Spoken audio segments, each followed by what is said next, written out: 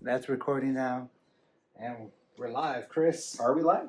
We're live. Well, what do you got there in your cup? On what? Green tea. Awesome. I'm cutting back. I had a monster this morning and that was it. Actually, it's a rock star. You've only had one monster? One monster today. So I'm switching to green tea. How many did you have yesterday? Well, they were small. I don't want to count. Yeah. Damn.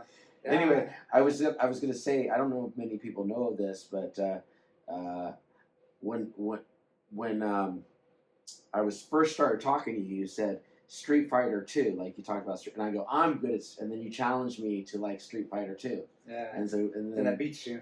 Yeah, you beat me once. The thing was, is like the way it went is like, so you're Guile, I remember that, and I'll be Guile.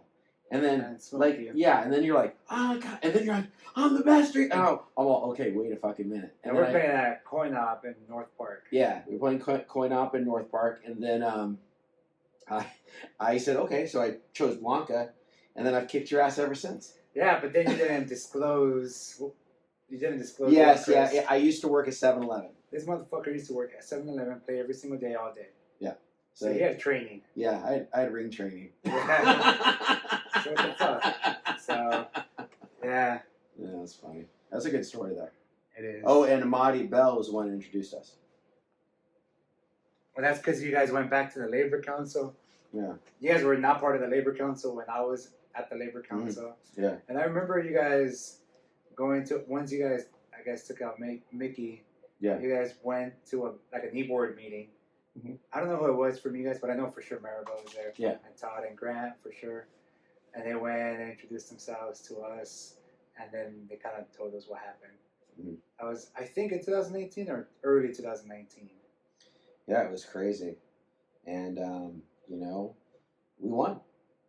You know, at the end of the day, we won, and I think the labor movement won. So it's a really exciting time right now. Yeah, so what are we doing? Where are we at? Well, we're at the Westin Hotel, right? Is that what it's called? Westin Hotel? Bougie. It's bougie. It's pretty bougie over here, so it's very reasonable. It's so bougie, they got $28 hamburgers. So there you go. 27. 27. Yeah, sorry. Yeah. You know, I think maybe that's without cheese. Yeah. Cheese, that's 37. Yeah. But we're here in LA for the Democratic Convention. We're ADAMS. Mm-hmm. We won again. We won again. We keep winning the ADAMS. Yeah. For disclosure, I didn't even vote. Wow. You got the most votes. So I got the most. I'm the top vote getter for the men in the 79th. I remember not the last time you ran. When I ran for the first time, you won by a lot of votes, and I remember you sharing the first time, like not the first time, the first time we ran together, because you've been in ADEM for a while. I ran the first time in 2019. So 2019, and I was in 2021. And then 2021. Yeah, and that's when you ran.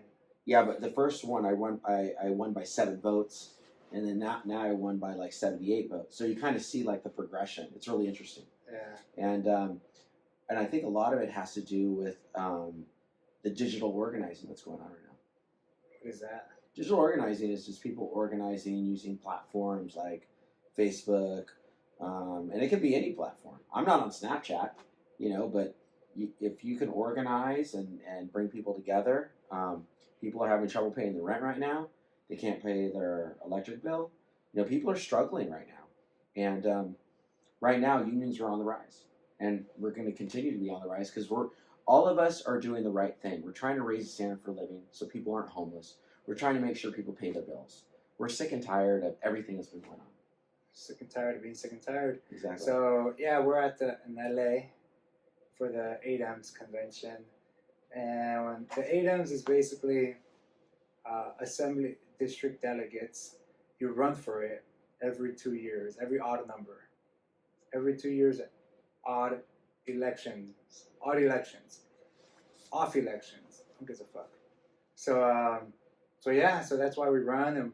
And we don't run to beat Democrats, but we run to, I'm going to use the term infiltrate the Democratic Party, but it's not really infiltrating because labor has been embedded in the Democratic Party. It's supposed to be the party for labor, for unions and stuff like that. I think the pendulum is swung though, you know, because remember it was like, you know, who are the stars right now? remember, elected officials, they're very popular, they get elected, but now you see these influencers like Chris Smalls, you see Sarah Nelson, you see people like, rising stars. Union or Bust. Union or Bust, yeah. I mean, hey, it's our 10th episode, so. Ninth or 10th. Ninth or 10th. Yeah. Well, it depends on when the other one gets released, but yeah, which one gets released first. But yeah, we're here to fuck shit up, meet people. There's going to be a big old event today with the Hollywood unions, hosted by Cal Labor Fed, from 4 to 7 in downtown. It's going to be cool. It's really just to bring us together because of everything that's going on with the writer's strike. Is it your phone? Oh man. Is it Russia? The other day I got a phone call from Russia. And I answered it. What did they say? It said from Russia on there. It says like what country. Yeah, but did someone just... Yeah, I was like, what's up? You said that? Yeah. What did they say? And they kind of like, because there was a delay, and they're like, oh, I don't even know what they said, to tell you the truth. They probably dialed the wrong number. People, I've dialed wrong numbers before. I guess you could dial internationally wrong, and it would be kind of funny. Yeah. Because you're just totally getting a random thing. But I've gotten, but it's happened more than once. Not just from Russia, from whatever, China or other bad countries. Yeah. Nah, whatever. Who gives a fuck? But yeah, we're here for the ADAMs. We're going to meet a bunch of people. They're going to have an event to bring us all together because everything that's going on with the writer's strike, which is kind of cool. Yeah, writers you're standing up. I mean, everyone deserves a union.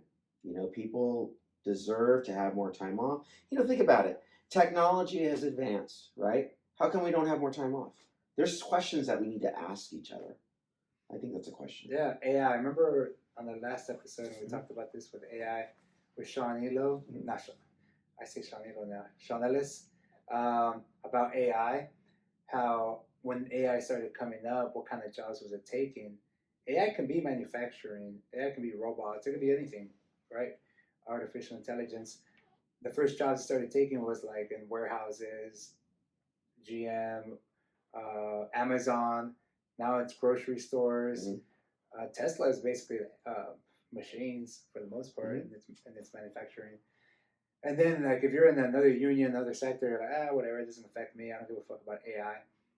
And now I see signs of the writers, the thing that they're striking on, a part of it is AI. They want to have artificial intelligence in their writing. And see what I mean? Like, first it starts over here with manufacturing. And that sounds like a bad Terminator movie. Yeah, and it just keeps growing and growing and growing. Or a good Terminator movie. Or it could be good. I guess it depends how you look at it. Yeah. It's impact, though. I think so eventually they'll come for you. That's what it is. So that's why it's always important to stand up and fight back as soon as it starts, even if it doesn't impact you directly at the time.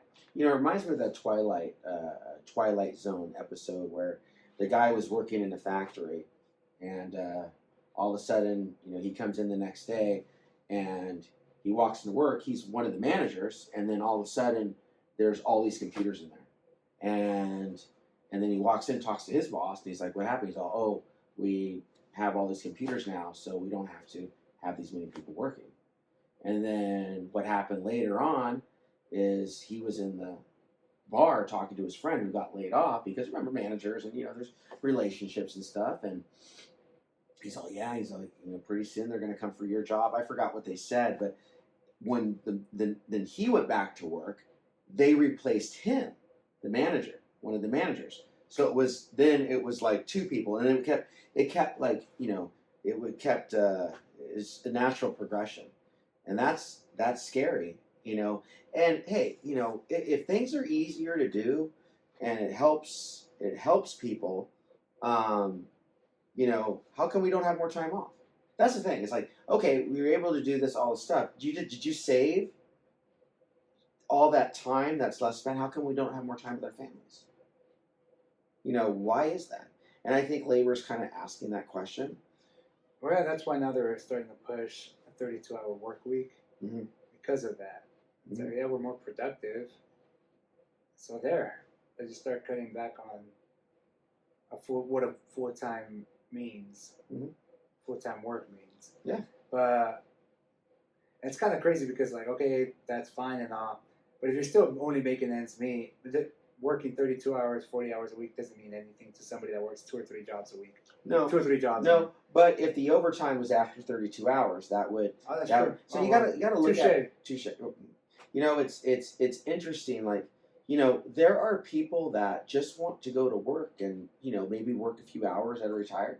You know, make people work 48 hours. They're just so shorthanded. It's like, you know, people want more life balance, and Generation Z, you know, are sending a message with Starbucks United and Trader Joe's United, Home Depot United. I don't know how many. United. Everyone's united. Yeah. And that's the right message right now. The labor movement is united. I hope so. Well, yeah, I hope so. Mm-hmm. It's bouncing back for sure from what I understand. Mm-hmm. We've done more strikes in the past 5 years, in the past 50 years. Mm-hmm. So, and it's only going to continue to grow. I didn't know we were going to do more strikes this year than last year, because last year was a record. But it seems like they're just lining up. What's the next big one? UPS. Imagine 350,000 workers, UPS drivers go on strike across the country. You know, a third of a million. That's crazy. I think they're trying to finish the job that happened in 1886. You know, when 400,000 people walked off the job. It was 200,000 or 400,000 in the United States. One of those. Well, it's a lot. I think people are just everyone's organizing the sympathy strikes. You know, so a general strike is coming. It's inevitable, and it's interesting. And the people who are on the side of the labor movement, because we have demands, and the demands aren't. They're just basically Abraham Maslow's triangle. We just want to be able to support ourselves. We want shelter. You know, those are the basic things that the labor movement advocates for. And let me tell you something. You know, I have one, you know, I'm a rep, and there's one store. It's called Keels.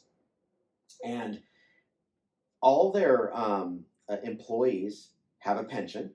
It's one store. Remember, this is just one owner. Yeah, every employee has their own pension. They're in the same. They have second to none health care. You know, people are able to retire. You know, and it's one store, and he's still making enough money to give retirement and great health care to the workers.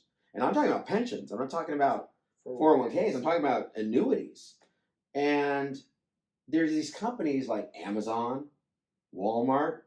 If one store can, and his margins are different, because when you buy as much as Walmart does, there's better margins for you. Yeah. He has he's still making money, even though it costs him more to buy the same thing that Walmart. It's like almost like they're on welfare. Yeah. Walmart sucks. Don't shop at Walmart. They're the biggest anti-union. They're the biggest employer outside of the federal government. Yeah. But they do union busting straight out the gate. As soon as you get hired, they start passing around propaganda and showing you videos and orientation. So that's why nobody should be shopping at Walmart. Everything's made in China. So yeah, fuck Walmart. Go to Target. Yeah, good. They're union busters too, but they're not. Target Employees United. Oh yeah, they were organized. Is it Target? So it doesn't organize that. As soon as you turn on Facebook, there's another United. That's the thing. It's like, oh my God, there's another United. Yeah. Oh my God, Chipotle United. Oh yeah. Oh, McDonald's United. Everything's united. So we're all united. And that's what's going on right now. Labor is pushing back. You know, it's coming. I can see like a general strike coming. It's just it's going to be organized digitally. I just can see that people are just communicating. That's why, you know, elected officials are so scared of TikTok, because there's 20 million people looking at the hashtag labor movement on TikTok. 20 million. I think it might be 21, or it keeps climbing. And so they see that solidarity, and big business, and it's both parties, all parties, big business parties. They want to stop that. They want to stop that solidarity, because they know that they're going to have to pay us more, and so we can have more time off with our families. So, yeah. Yeah, no, it's definitely. So that's our quick update for our trip here to LA. Mm-hmm. We came here yesterday, Thursday, drove up, had a few beers, and today we met up with one of my friends, Marine friends, and caught up with them. And now we just want to shoot this before we go out to the convention center, grab our credentials, and then go to that event with the writers and stuff like that. Yeah. So, well, some troublemakers came to LA, so we're just here to mess around. Yeah. Have a good time, talk a little shit. Yeah. And cause some trouble. Good trouble. All right, everybody. Catch you on the flip side. Take care. That was cool.